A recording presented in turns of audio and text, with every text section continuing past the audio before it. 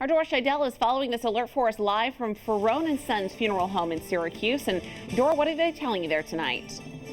Well, at this point, no one in the U.S. has died from the Ebola virus, but health officials are still preparing funeral homes like Ferrone & Sons for if and when this happens. As the first person diagnosed with Ebola in the U.S. fights for his life, the CDC is preparing funeral homes for the worst case scenario. And there are face masks that have eye shields, so they protect your face and also your eyes.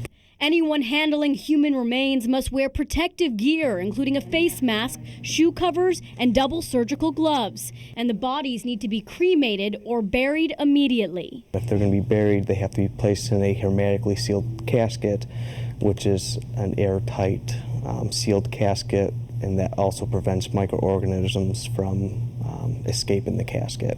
Funeral homes haven't been given guidelines like this since the AIDS epidemic. And even back then, the recommendations weren't nearly as strict. The Ebola virus is more strict on the precautions that are needed or in place, really.